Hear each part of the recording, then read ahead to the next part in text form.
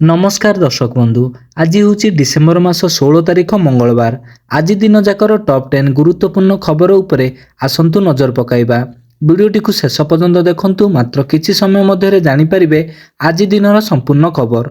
ता पूर्वरु चैनल रे नुआ थिले चैनल को सब्सक्राइब करी पाखरे आसुथिबा बेल आइकन को ऑन करी रखंतु, एमिति प्रतिदिन लेटेस्ट न्यूज सर्वप्रथमे देखिबा पई। तेबे आसंतु संपूर्ण खबर उपरे नजर पकाइबा। आजिर प्रथम खबर, महाप्रभु श्री जगन्नाथ धाम पुरी श्रीक्षेत्र जाई श्रीजीव दर्शन करने प्रतिटी ओडियां स्वप्न रही। खास एइथिपाई पुरीरु सबुदिन छुट्टी थाए भक्तों भिड़। महाप्रभु को टिके दर्शन करने को बहु बाधा विघ्नर सामना करती श्रद्धालु। मात्राधिक भक्तों गहली जोगु राजरास्ता प्रायतः जाम रही थाए। आउ ए भिड़ भितरे संतुली हुअंती भक्त। रास्ता जाम जोगु घंटा घंटा कटि जाए रास्तारे, किंतु एबे पुरी जाउथिबा श्रद्धालुंक पई आसीछि खुशी खबर। एबे कमिजिबो जगा पाखकु जिबा समय। मात्र 40 मिनिट रे भक्त पहुंचिबे भुवनेश्वररु पुरी। ए नै चिंता करूछंती सरकार। एथिपई 8 लेन हेबो भुवनेश्वररु पुरी रास्ता। ए नै सूचना दैछंती पूर्त मंत्री पृथ्वीराज हरिचंदन। परवर्ती खबर, झील को बलि पाई मार उद्यम उद्धार करिछि पुलिस। जयपुर इरिगेशन कॉलोनी स्थित एक बस्ती रे जणे मानसिक विकारग्रस्त मां निज नाबालिका झील को बलि देवा पई उद्यम करुवा अभियोग होईछि। स्थानीय लोकंक सहयोग रे झील जीवन बंचिछि। पुलिस नाबालिका को उद्धार करिछि। तेबे बलि उद्यम पछरे कारण अस्पष्ट रहिछि। विधवा अंबिका खोसला 2 पुओ एवं 2 झीलंक सह स्थानीय जलसेचन कॉलोनी रे रहुछंती। तेबे किछि दिन हैला अंबिकांक आचरण बदली जाइथिला। मानसिक भारसाम्य हराई रास्तारे जाहास करुथिबा लोकंकु गाली गुलोच करुथिले, निज घरे तंत्र साधना करुथिले बोली साही बासिंदा कहिसंती। तेबे रविवार तांकर बड़ झियो घर भितरु जोरे चित्कार करुथिबारु स्थानीय लोक सुनिथिले। एहा परे समस्ते जाई घटनास्थल रे पहुंचिबा परे देखिथिले जे सेठारे झियो अचेत थिबा सह तांक गोड़ हाथ मध्य मोड़ी होई रहिथिबा देखिथिले। परे स्थानीय लोके पुलिस को फोन करी झियो को हस्तांतर करिथिले। तेबे तंत्रमंत्र करुथिबा महिला जनक अन्य काहार पिलामानकु नै बलि देई पारे बोली एहीपरि महिलांकु सेठारे रखिबा ठीक नुहे। एही अंचलरु ताकु विदा करिबा बोली साही बासिंदा दाबी करिसंती। परवर्ती खबर, गतकाली धर्मशाला निर्वाचन मंडल रे घटिथिबा गंडगोल नै मुह खोलिचंती धर्मशाला विधायक हिमांशु शेखर साहू। कहिले विभिन्न दिन रे अनेक मिथ्या अभियोग रे तांकु ओ तांक समर्थन को निर्यातना देउछंती प्रणव बलवंत राय। मु स्वागत करूची मो सह आसी धर्मशाला उन्नति पाई काम करंतु, किंतु ता ना करी सोशल मीडिया रे निजर कर्मी मानकु लगाई मते बदनाम करिबाकू उद्यम करिबा केते दूर ठीक बोली हिमांशु प्रश्न उठाइचंती। जदि धर्मशालार माटी पाई एते दरद अछि तेबे आसंतु मिसिकी काम करिबा। से आहुरी मध्य कहिसंती जे दोषी करिसंती से दंड पाइबा आवश्यक।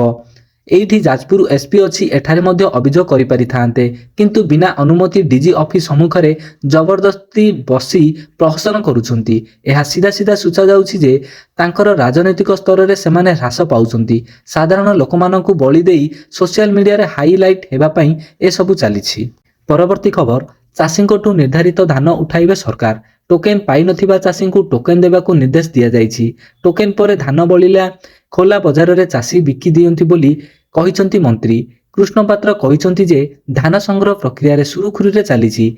एबे जाय 6टी जिल्ला रे रिपोर्ट आसीछि। बरगढ़ रे 35,838 मेट्रिक टन एवं बलांगीर रे 96 मेट्रिक टन और कलाहांडी रे 7,387, नुआपड़ा रे 3,847 मेट्रिक टन एवं संबलपुर रे 60,256 मेट्रिक टन एवं सुवर्णपुर रे 15 मेट्रिक टन धान संग्रह करा जाइछि। परवर्ती खबर, दिल्लीर घन कुहुड़ी प्रभाव रे विमान बंदर रे 100टी विमान उड़ान बातिल करा जाइछि। एहारी मध्यरे इंडिगो, स्पाइस जेट एवं एयर इंडिया परामर्श जारी करिसंती। एथिसह 16 एवं 17 रे प्रबल कुहुड़ी हेबो बोली पाणीपाग विभाग पूर्वानुमान करिछि। घन कुहुड़ी हेबा फल रे गाड़ी चलाचल रे बाधा सृष्टि करूछि। दिल्ली रे प्रबल कुहुड़ी जोगु दृश्यमान कम होइछि।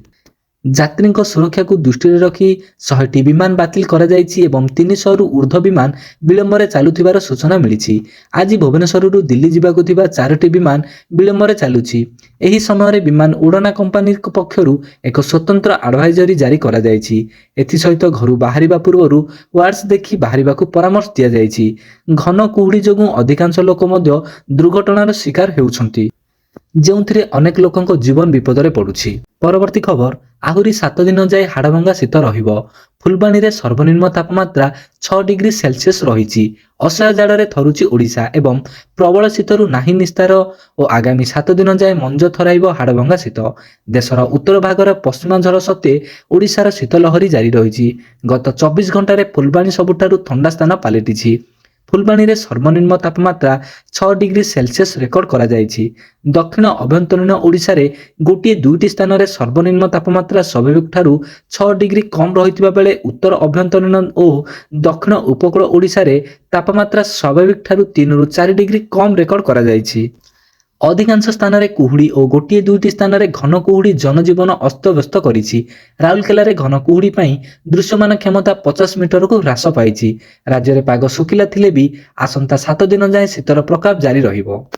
ପରବର୍ତ୍ତୀ ଖବର, ଦୀର୍ଘ 8 ଦିନ ପରେ ମାଲକାନଗିରିରେ ସ୍ୱାଭାବିକ ହେଲା ଇଣ୍ଟରନେଟ ସେବା। ଦୁଇ ଗାଁ ମଧ୍ୟରେ ବିବାଦ ଓ ଗଣ୍ଡଗୋଳ ଯୋଗୁଁ କଟକଣା ଜାରି ହୋଇଥିଲା। ଆଜି ଦିନ 12ଟା ଯାଏଁ ଥିଲା କଟକଣା, ଆଉ ବୃଦ୍ଧି କରିନି ପ୍ରଶାସନ। MB26 ଓ ରାଖଲଗୁଡ଼ା ଗାଁର BNSର ଧାରା 163 ହଟିଥିବା ବେଳେ ଇଣ୍ଟରନେଟ କଟକଣା ଆଜି ଦିନ 12ଟା ପର୍ଯ୍ୟନ୍ତ ବଳବତ୍ତର ରହିଥିଲା। ଜିଲ୍ଲା ପ୍ରଶାସନ ତରଫରୁ MB26 ଗାଁରେ ରିଲିଫ ସାମଗ୍ରୀ ବଣ୍ଟା ଯାଉଛି। ଥଇଥାନ କାର୍ଯ୍ୟ ଜାରି ରହିଛି ଏବଂ ଭାରତୀୟ ରେଡ୍କ୍ରସ ତରଫରୁ ମାଲକାନଗିରି ଜିଲ୍ଲାରେ ପହଞ୍ଚିଛି ରିଲିଫ ସାମଗ୍ରୀ। ପରବର୍ତ୍ତୀ ଖବର, ମେଗା ପାନୀୟ ଜଳ ପ୍ରକଳ୍ପରେ ଶ୍ରମିକମାନଙ୍କ ଜୀବନ ସହ ଖୋଲାଖୋଲି ଖେଳ ଚାଲିଛି। ସରକାର କାମ ପାଇଁ ଜୀବନକୁ ବାଜି ଲଗାଇ ଶହ ଶହ ଶ୍ରମିକ ଅସୁରକ୍ଷିତ ଭାବେ କାର୍ଯ୍ୟ କରୁଛନ୍ତି। ଗଞ୍ଜାମ ଖୋର୍ଦ୍ଧା ସୀମାନ୍ତ ଶାଳିଆ ଡ୍ୟାମରେ 2ଟି ଠିକା ସଂସ୍ଥା ଦ୍ୱାରା 5ଟି ମେଗା ପ୍ରକଳ୍ପର କାମ ଜାରି ରହିଛି, କିନ୍ତୁ ଏଠାରେ ଶ୍ରମ ଆଇନକୁ ସମ୍ପୂର୍ଣ୍ଣ ଫୁ କରି ଦିଆଯାଇଛି। ଶ୍ରମିକମାନେ ପ୍ରାୟ 100 ଫୁଟ ଉପରେ କିମ୍ବା ମାଟି ତଳେ ବିପଦସଙ୍କୁଳ ଅବସ୍ଥାରେ କାମ କରୁଥିଲେ ମଧ୍ୟ ସେମାନଙ୍କ ପାଖରେ ସର୍ବନିମ୍ନ ସୁରକ୍ଷା ଉପକରଣ ନାହିଁ। ନା ମୁଣ୍ଡରେ ହେଲମେଟ୍ ଅଛି, ନା ହାତରେ ଗ୍ଲୋଭ୍ସ, ନା ଅଛି ସେଫ୍ଟି ବେଲ୍ଟ।